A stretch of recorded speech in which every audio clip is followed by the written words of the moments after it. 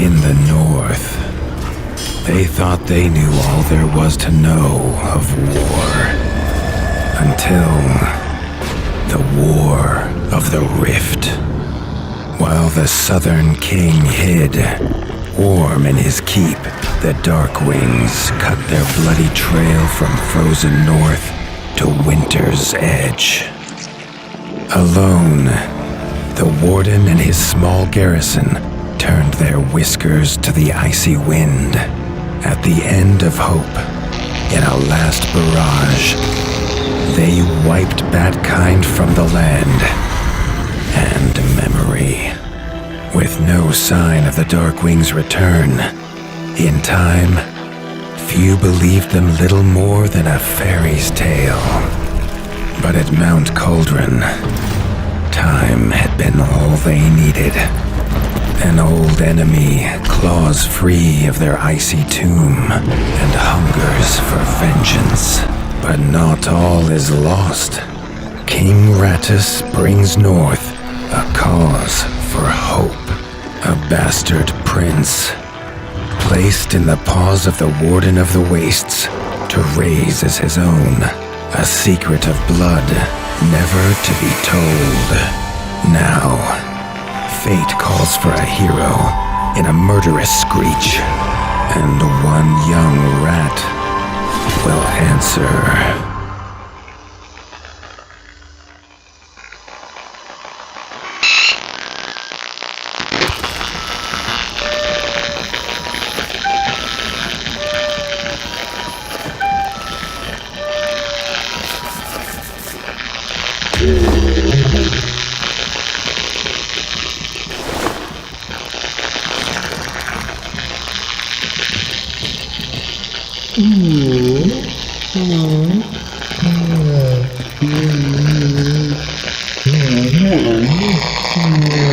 The stomp of his father's boots on the stair was how every morning began for Arlo.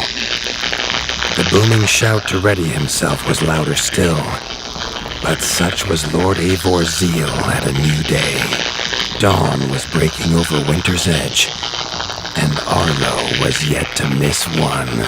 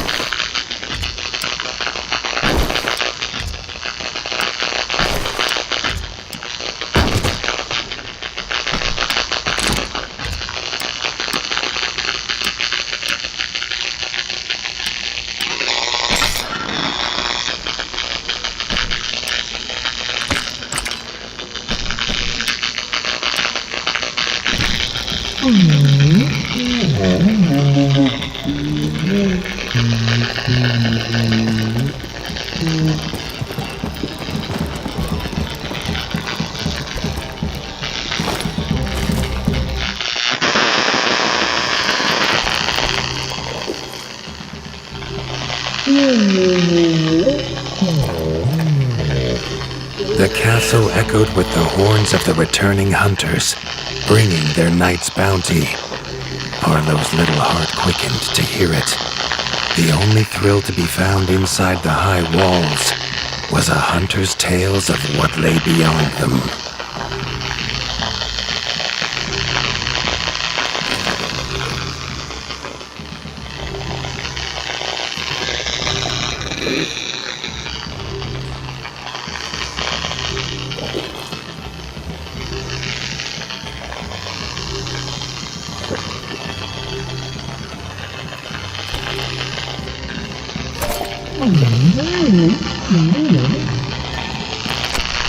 Arlo tells himself it's a good life here in Winter's Edge. The bustling of contented ratfolk, the crisp mountain air, and without the endless scourge of frogs the southerners suffer.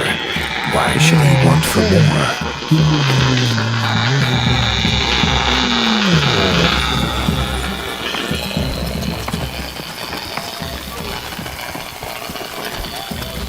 Arlo has no memory of his mother, But Hilda's food was a true taste of maternal kindness.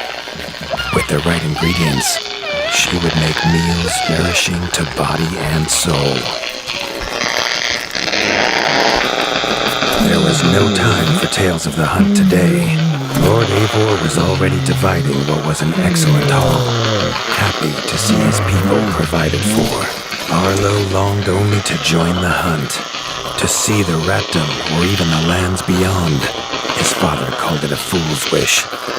Arlo's destiny was unshakable, much like the keep that would become his by birthright.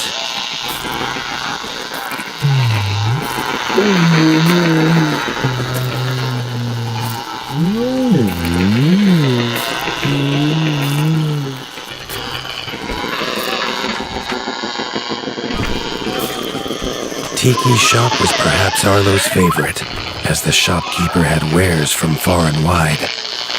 But getting him to part with his curiosities was never easy.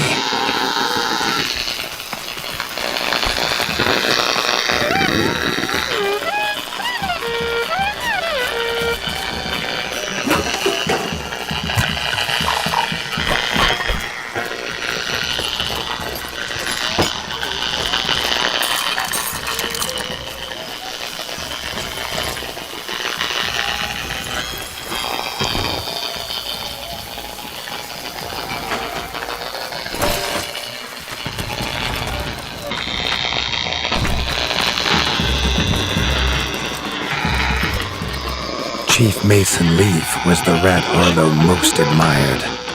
As younger brother to Lord Eivor, his carefree uncle never faced the burden of being Warden of the Wastes. With walls this strong, his duties were light, leaving him plenty of time for his nephew.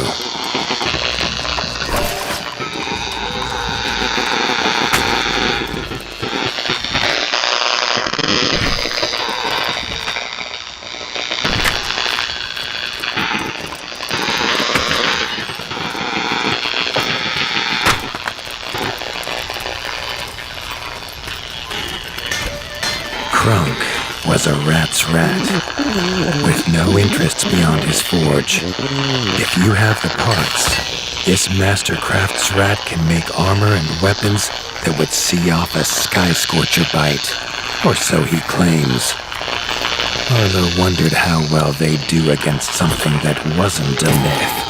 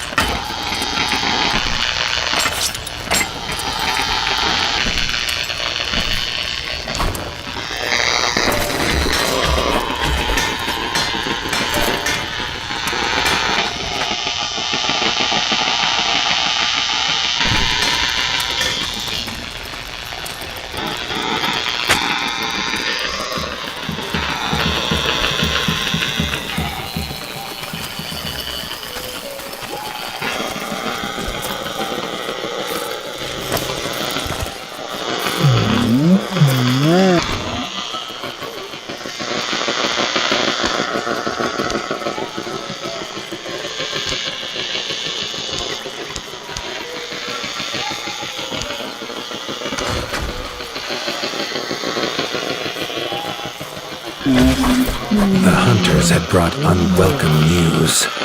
A family of the reviled creatures ratfolk called backstabbers had moved into the wastes. Eivor told his son to fetch his weapons.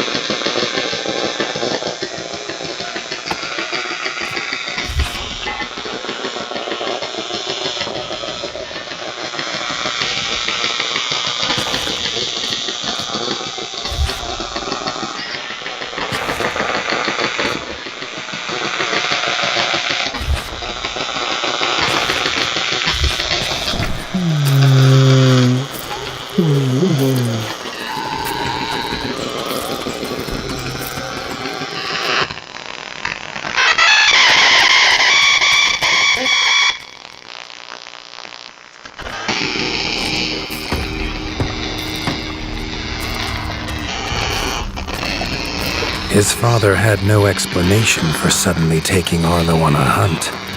It even gave the hunters pause. Arlo had been taught to fight, and better than most. But rarely had he been tested. He was determined to prove himself. The rugged terrain of the outskirts could have taken all day to traverse, but Arlo's trusty grappling hook allowed him to swing between its many crevices.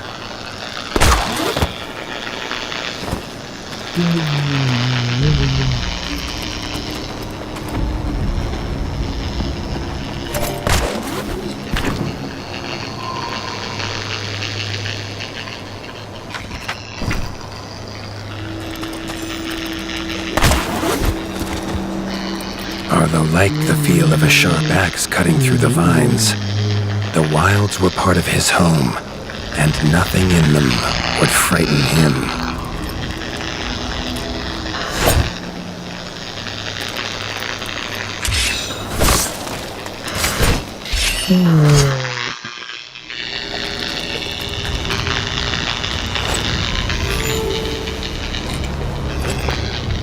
The famous frostberry bushes of the wastes were in full fruit already.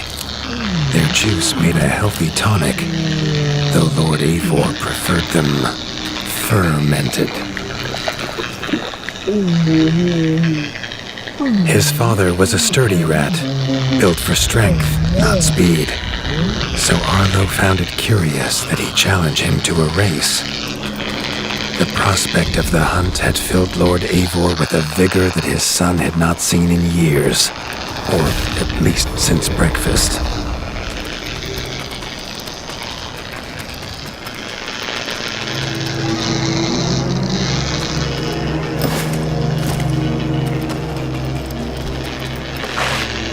A warden fights the hardest battles, he told Arlo, and needs the sharpest blade.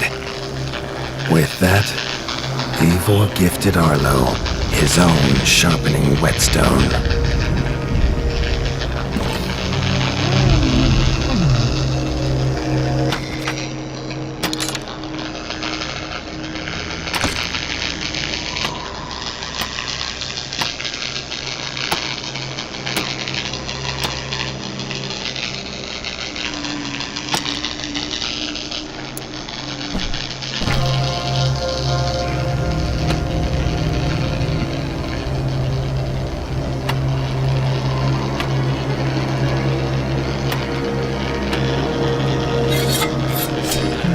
Whether these beasts were named for their spines or for some past unforgivable deed, no rat knew. Either way, Arlo was about to find himself at the pointy ends of this brood.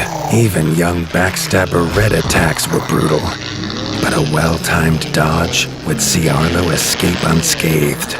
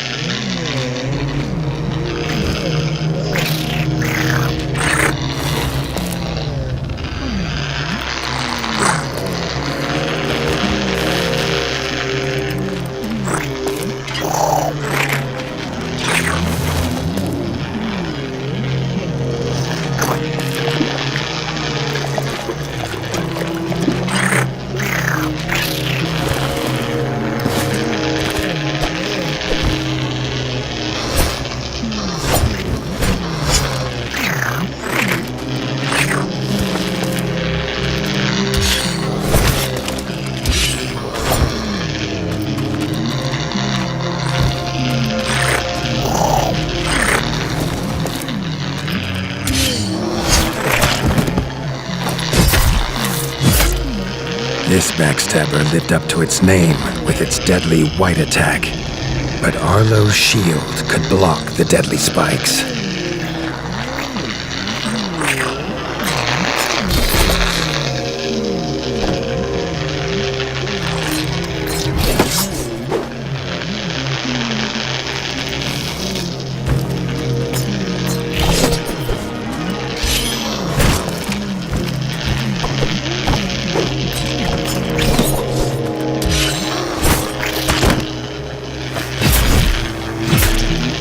This young one used vicious yellow attacks. Arlo had to time his parries perfectly.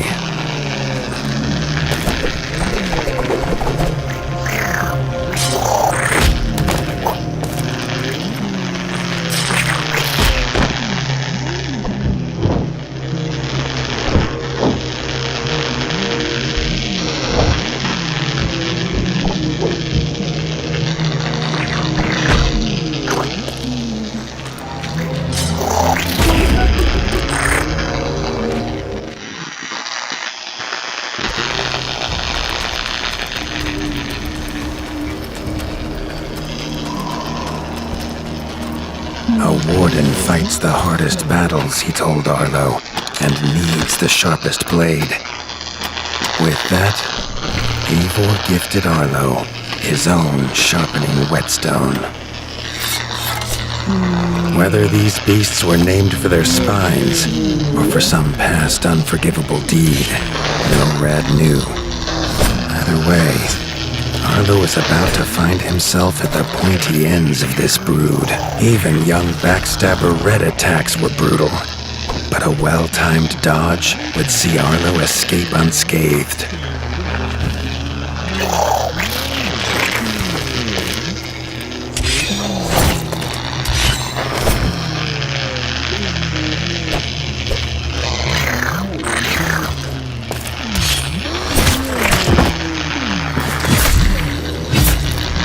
This backstabber lived up to its name with its deadly white attack, but Arlo's shield could block the deadly spikes.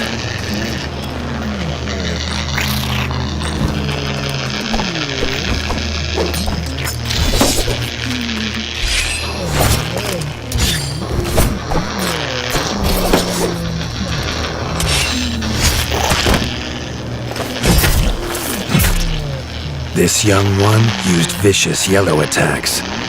Arlo had to time his parries perfectly.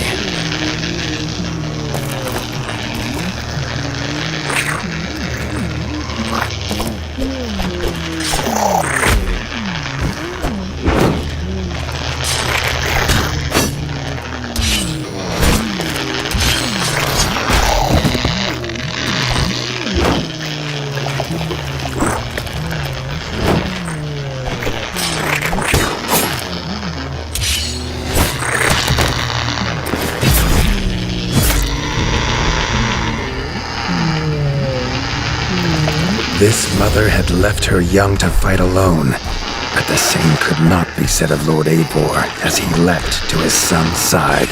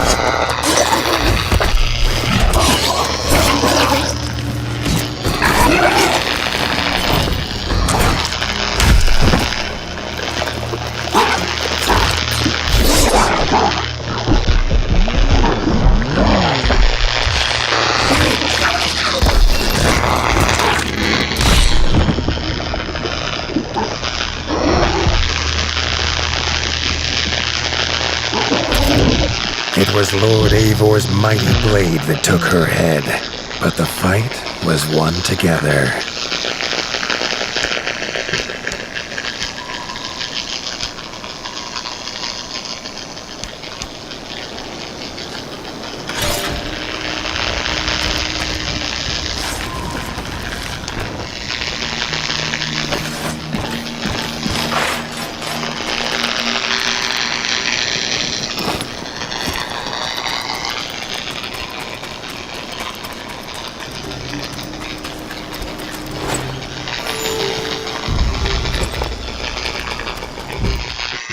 Arlo basked in his father's pride, almost as warm as at the fire inside Winter's Edge.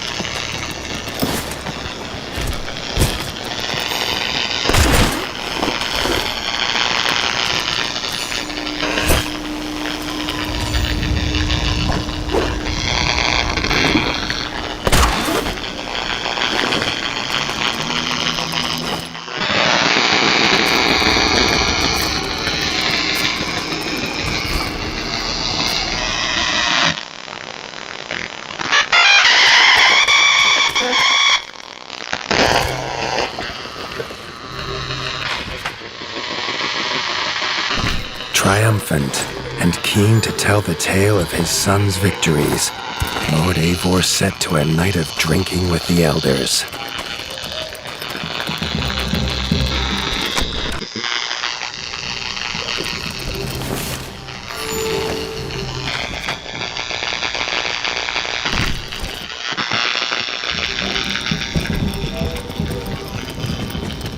Arlo was reluctant to return to his bed, wondering how long he must wait to hunt again.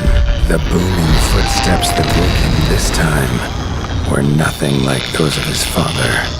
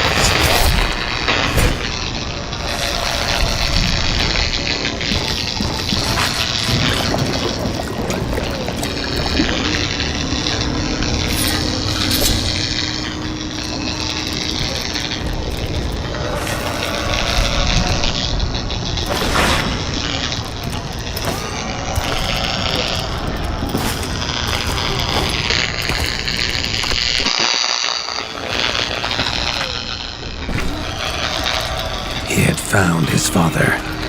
The warden stood alone, holding back a whole Darkwing army, their cruel Count Kazak leading them. His father charged, but the Darkwing Count was as fast as he was strong. The Winter's crown tumbled to Arlo's feet, now without a head to rest on. There was no time to grieve his father. as from above the Count revealed his greatest weapon, a sky scorcher. Not a fairy's tale, but an undead beast whose very breath could level kingdoms. And its eye was trained on Arlo.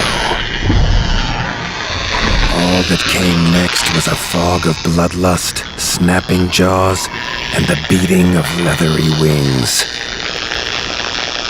But there could be no victory. Arlo awoke, groggy and warm to his father's shouts. Only he wasn't in bed. The warmth was from the fire that had engulfed Winter's Edge, and the shouts were his uncle's. The only other survivor of the Darkwing attack, Leaf was bruised and his hind paws barely steady. He'd seen villagers flee to the outskirts. Arlo knew it was up to him to make them safe.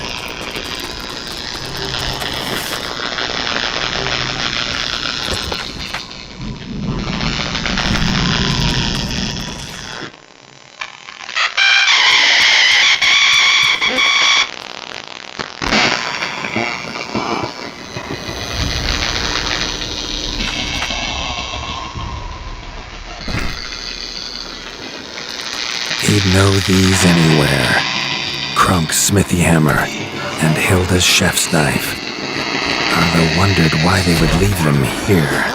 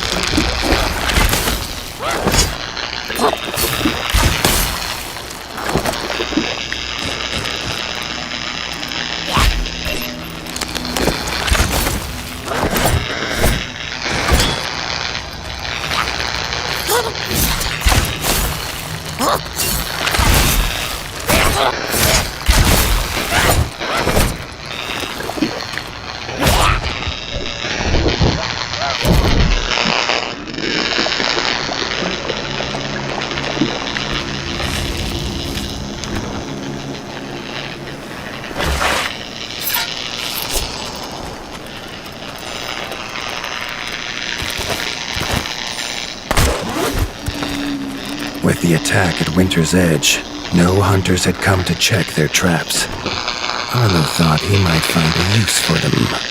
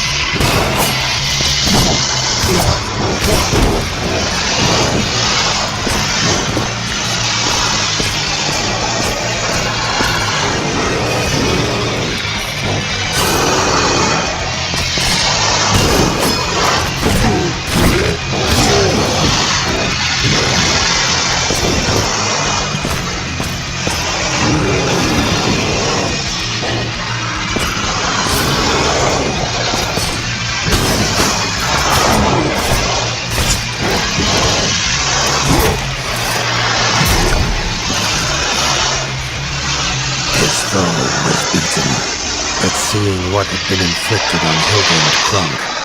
Farah's need for vengeance was only growing.